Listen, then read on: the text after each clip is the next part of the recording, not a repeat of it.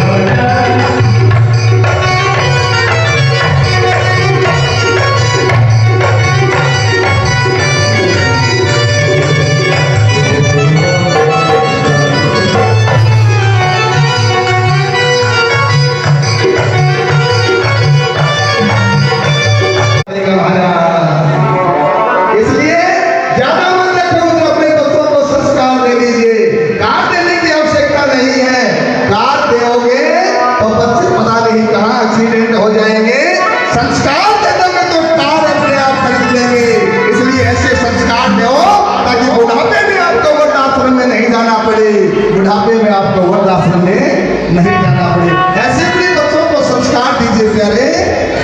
जीवन में धर्म का काम करिए, गाय माता की सेवा करिए, क्योंकि आपका धन यही रह जाएगा। न साथ लेकर के आए हैं, न साथ लेकर के जाओगे, यही का यही रह जाएगा।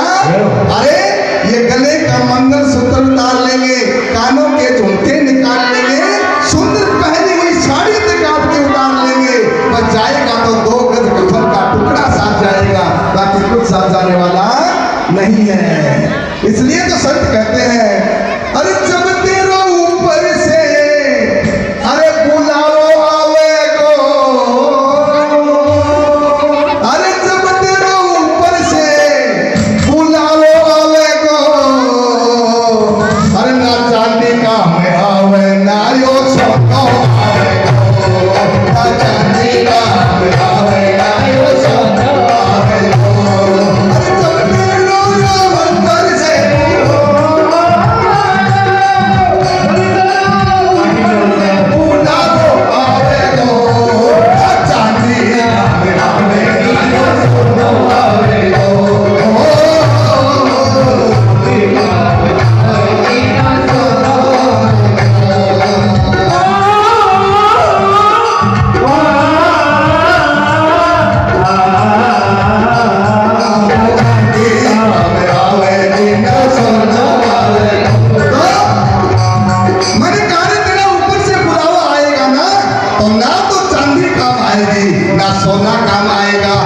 क्या करे? हमने कहा अरे अब भी समझ जा, नहीं तो तू यो मार जावेगो। अब भी समझ जा, नहीं तो तू मार जावेगो। ना चांदी का में आवेगी ना सोना आवेगो।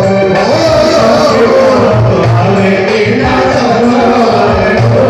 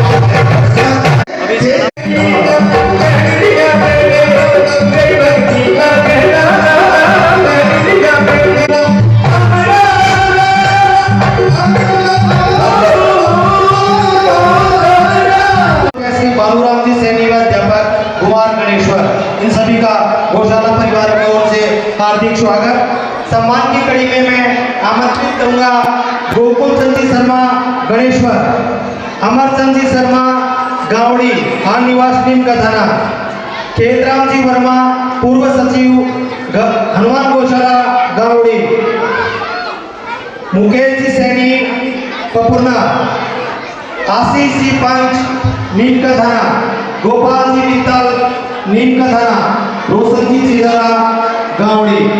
साथ ही हमारे वीडियो सबसे शब्द बना है ब्लॉग, ये हमारी रिपोर्टिंग कर रहे हैं, वीडियोग्राफी कर रहे हैं, महाराज श्री को सम्मान करते हुए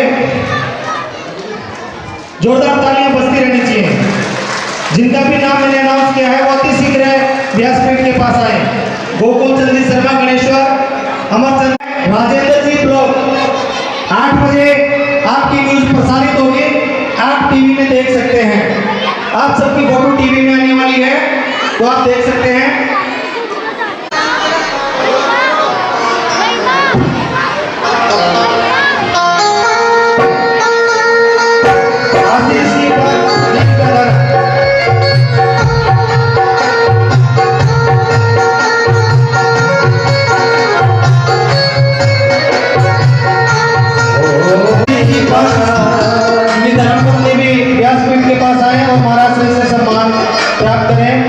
आशीर्वाद लें।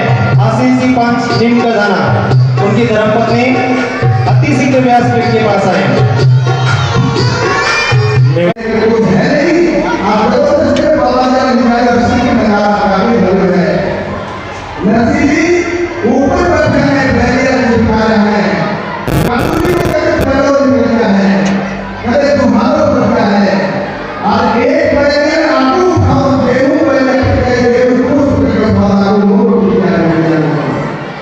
और सुन ली हाथ जब कुर्सी कर ले आज रोते जावेली ओ माया रसी देखो आई रोटी करावेली उमरिया की सिर में लाकर आंगन आखिर रावती उमरिया की सिर में लाकर आंगन उमरिया की सिर में लाकर आंगन आखिर रावती उमरिया की सिर में लाकर आंगन आखिर ऐसे ही कुमड़ी पड़ी, एक को कुमड़ी कोई साधु के सिर में लगे ना, नसीबी फोड़ दी, उसकी गड्ढे ले गए हो माने। मजाक कर रहे हैं गांव का लोग। अरे देखो नसीबी टूटी फूटी गाड़ी लेकर के जा रहा है। हाथी में गांव का लोग कह लगा, अरे चल नरसी भाती पड़ के टूटेड़ी गाड़ी।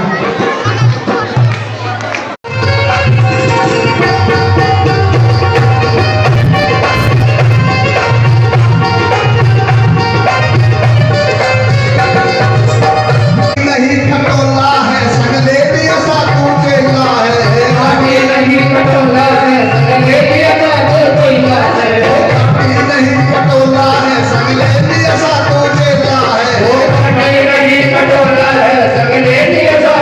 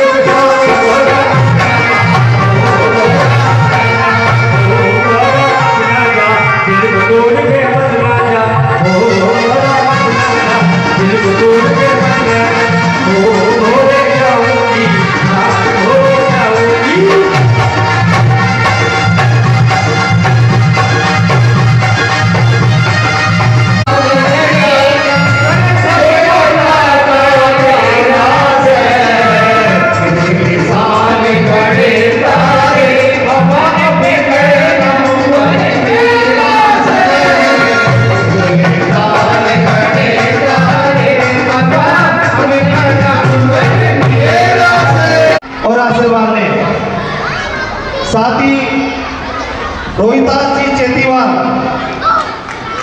वो भी व्यासपीठ के पास आए। बालूराम जी सैनी अध्यापक गणेश्वर, मेरा उनसे भी निवेदन है कि वो व्यासपीठ के पास आए और महाराज श्री से आशीर्वाद लें। जोरदार तालियां होनी चाहिए इनके सम्मान में।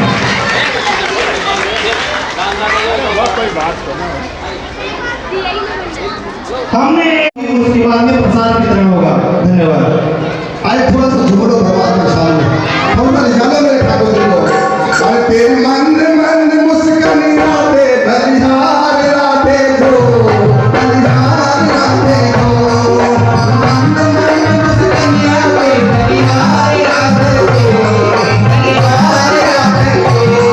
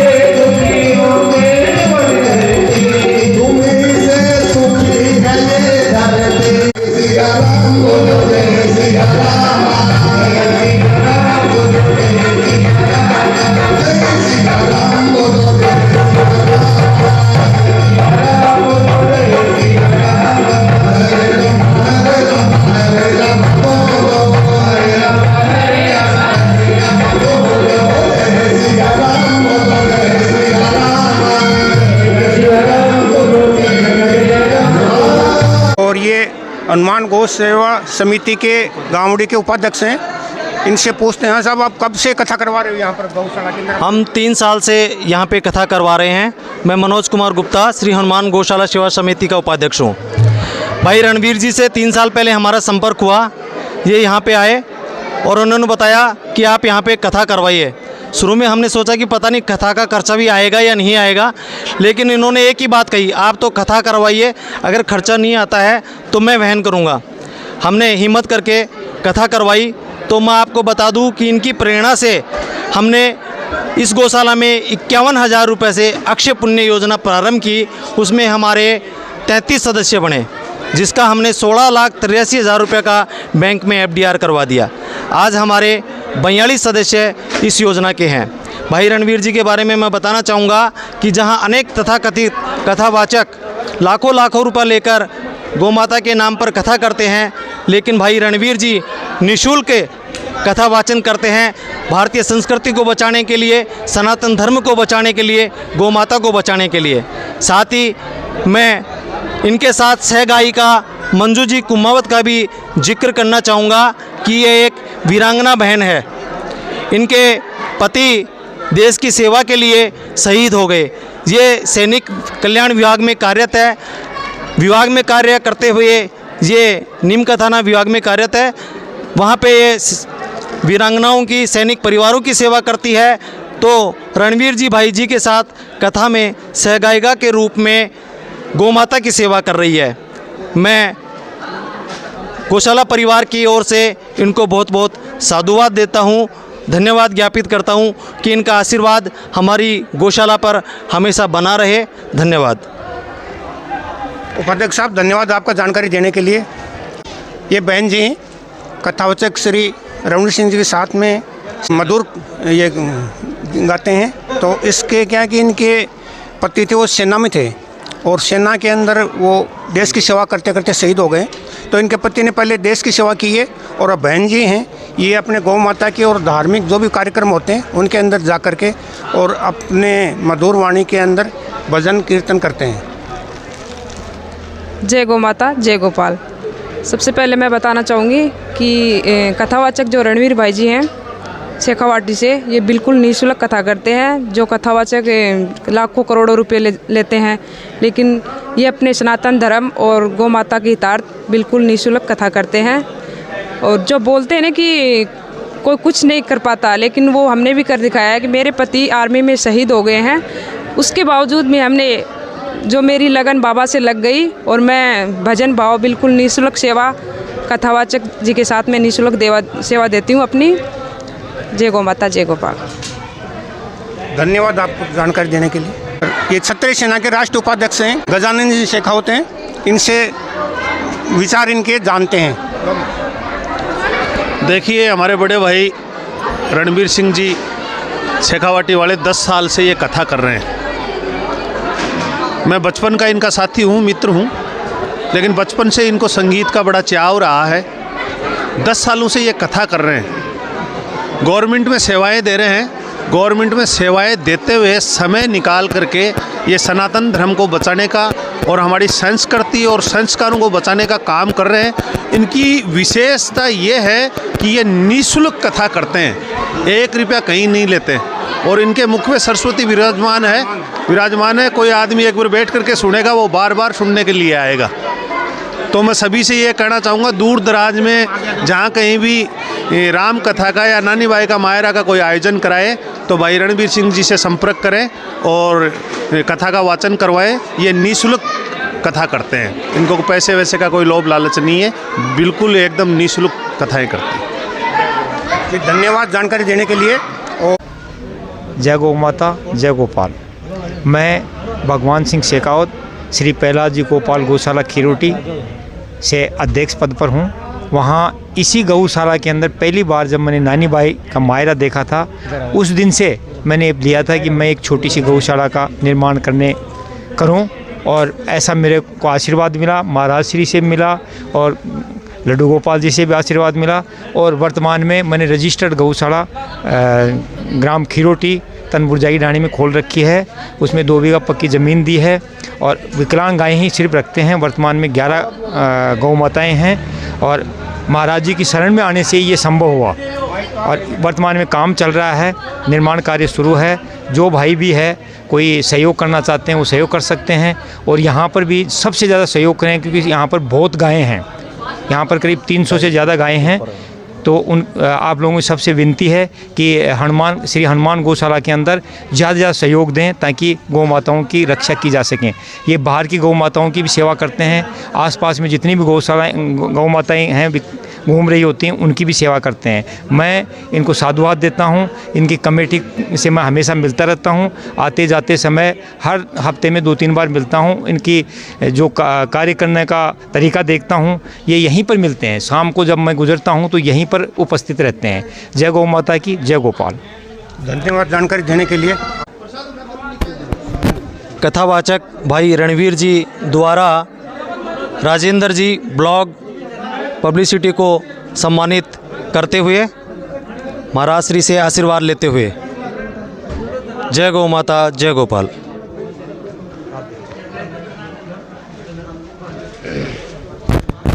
जय गौ माता, जय गोपाल। मैं एक बात बोलना चाहूँगा, भाई जी रणवीर सिंह जी शेखावत साहब कथावाचक जो इतनी अच्छी सुंदर कथा बोलते हैं, कथा कहते हैं और निःशुल्क सेवा देते हैं। और मैं हमारा जो पूरा ग्रुप है भाई जी के साथ में हम अपने तन मन से हम भी अपनी पूरी सेवा देते हैं और भाई जी के विचार इतने बढ़िया हैं, बहुत अति सुंदर विचार हैं और निःशुल्क सेवा देते हैं। आज के दौर में कथावाचक काफ़ी रुपए ले लेकर प्रोग्राम करते हैं करोड़ों के हिसाब से, मगर भाई जी का शुरू से हम भाई जी के साथ में हैं और भाई जी कोई भी पैसा नहीं लेते हैं, निःशुल्क सेवा देते हैं। ये कुछ वक्त आए हुए हैं, पूछते हैं कहाँ से आए हो जी आप? नौरंगपुरा से आए हैं, बूढ़वाड़ा धाम है वहाँ से आए हैं। यहाँ पे हमारे जो हनुमान गौशाला गाँवड़ी है, यहाँ के लोग वहाँ राम कथा करवाते हैं बूढ़ धाम पर। जब यहाँ के लोग भी जाते हैं तो हम भी यहाँ चंदा देने आए थे और राम कथा करवानी है वहाँ पे बूढ़वाड़े धाम पे। हमारे ट्रस्टी हैं मंदिर श्री हनुमान जी विकास ट्रस्ट नौरंगपुरा के नाम से जो ट्रस्ट है बूढ़ धाम का, उसके ट्रस्टी हैं माननीय केसर देव जी शर्मा साहब। ये बम्बई रहते हैं तो आजकल जयपुर रहने लग गए। जयपुर से आए हैं परिवार सहित कि कथा वाचक का देखने आए थे कि भाई कथावाचक कैसा है, तो उसको देखने आए थे और चंदा भी दिया है। धन्यवाद। जानकारी देने के लिए धन्यवाद जी। आप? मैं केसर देव शर्मा, हाल निवासी जयपुर में रहता हूँ। वैसे मेरा गांव नीमका थाना के पास है, काकरिया गांव है। तो हमारे बूढ़ धाम है वो बड़ा पूजनीय स्थल है और सिद्ध स्थान है। तो वहाँ हम विचार कर रहे हैं वहाँ राम कथा का आयोजन हो और महाराज श्री की जो मुख से हम सुनना चाह रहे थे कि महाराज श्री से मिलना भी चाह रहे थे। अब हम प्रभु श्री राम से करबद्ध प्रार्थना करते हैं कि हमें आशीर्वाद प्रदान करें जिससे हम कथा का आयोजन करें। धन्यवाद। धन्यवाद जानकारी देने के लिए।